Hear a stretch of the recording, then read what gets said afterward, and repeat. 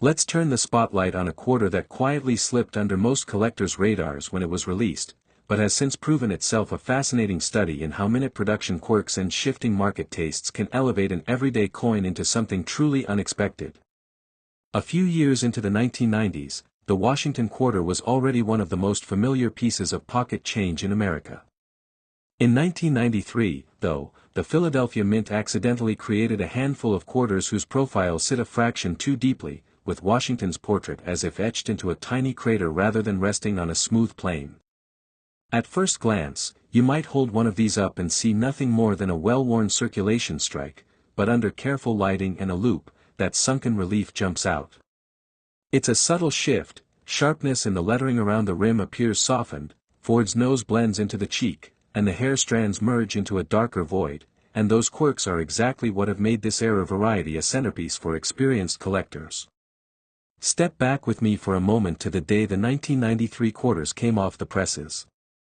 The Philadelphia Mint was churning out change for vending machines and toll booths, unaware that an unnoticed die polishing session had gone a shade too deep. A technician, chasing a stubborn die crack in one of the hubs, removed more surface metal than intended.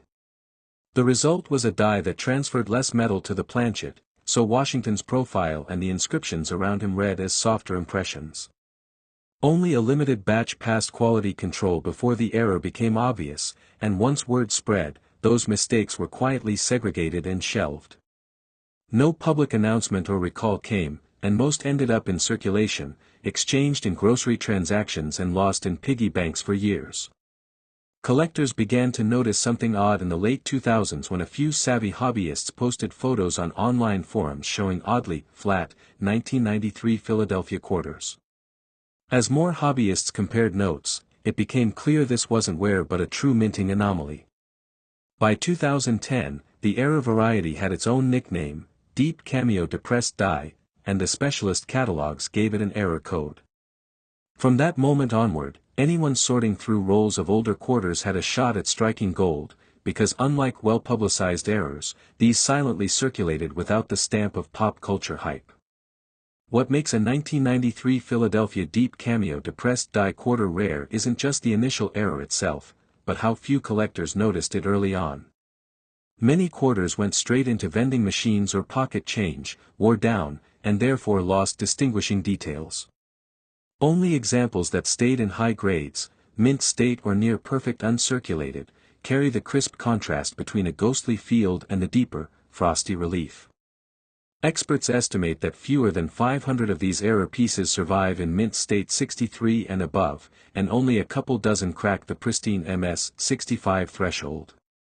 As for current market value, the 1993 depressed die error emerged from obscurity to command serious attention at auction. In February of last year, one graded MS 65 brought $6,500 hammer price at a specialist sale, setting a new standard for Philadelphia era quarters. A few months later, a particularly sharp MS 64 example fetched $3,200, doubling its valuation from just 3 years prior. Earlier records show modest sums. In 2015, a mid-grade specimen sold for around $1,200 in an online sale, reflecting a period when awareness was still growing.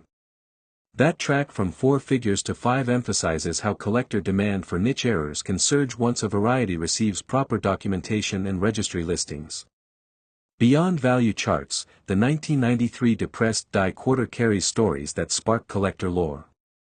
A Texas dealer once revealed he'd uncovered a hoard from a single bank box, nearly 50 error pieces hidden among tens of thousands of regular quarters. His story made the rounds on coin enthusiast sites, with photographs of battered coin rolls cracked open to reveal the oddities. Then there's the tale of a retired schoolteacher who spotted one in her grandson's piggy bank. Initially she thought it was worn, until a local coin shop identified it and offered her $900 on the spot. Those anecdotes underscore how easily these quarters blend in unless you know what to look for, and how thrilling it can be when a routine cash sorting chore turns into a treasure hunt.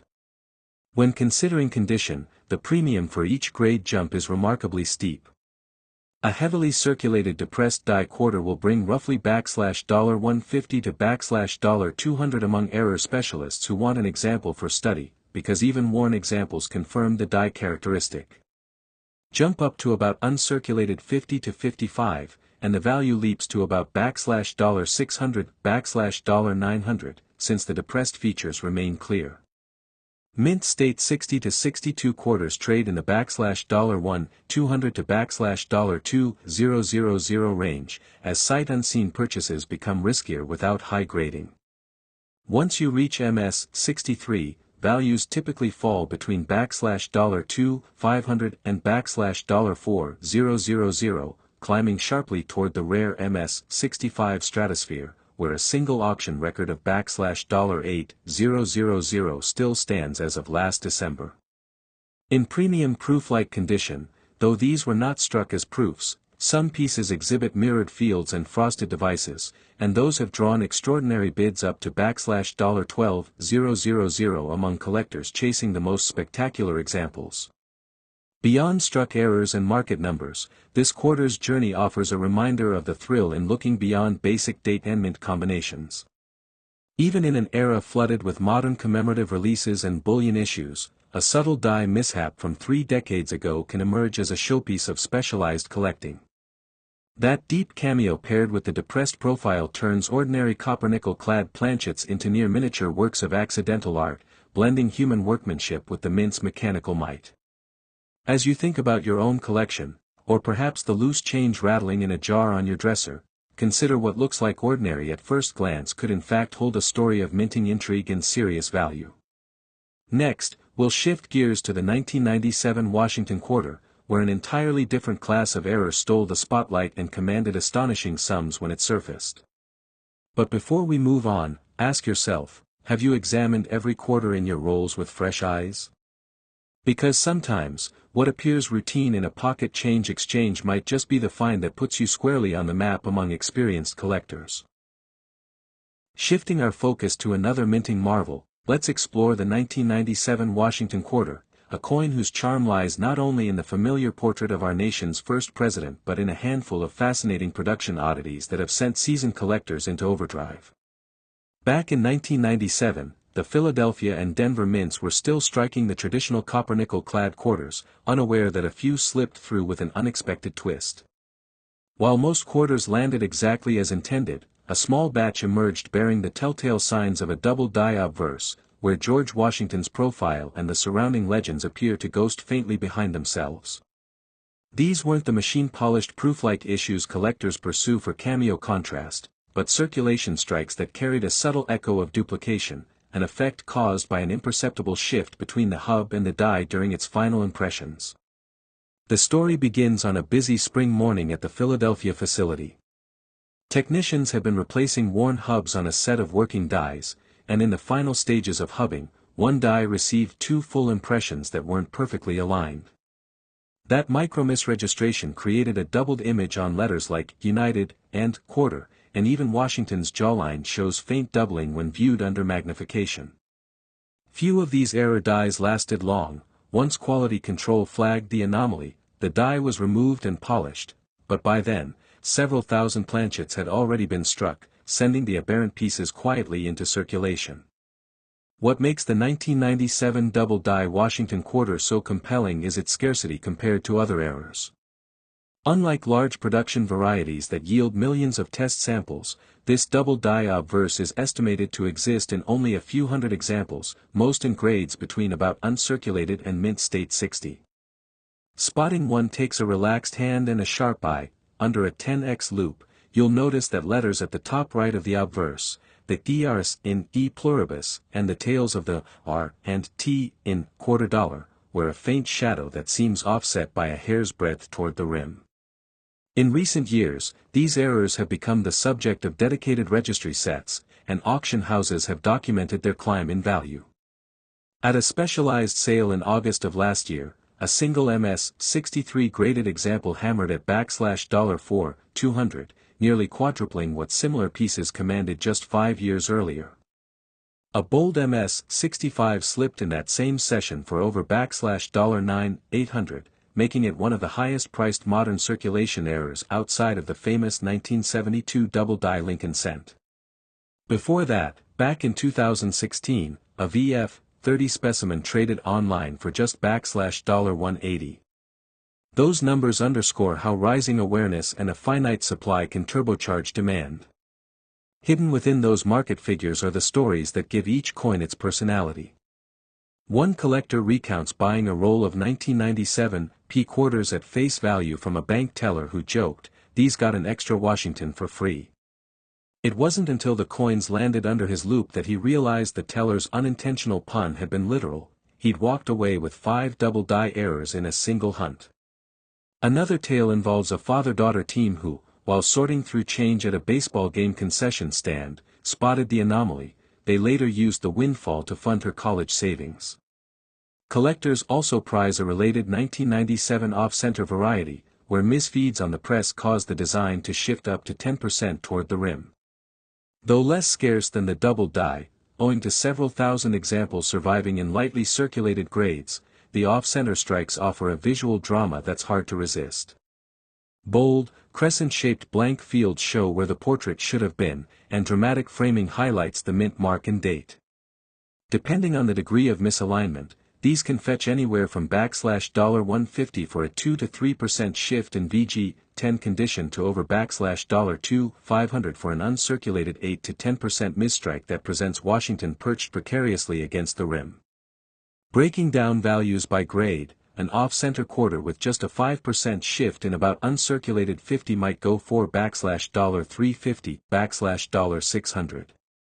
A mid-grade MS-60 could fetch $900, $200, while an MS-63 clean strike can reach $800.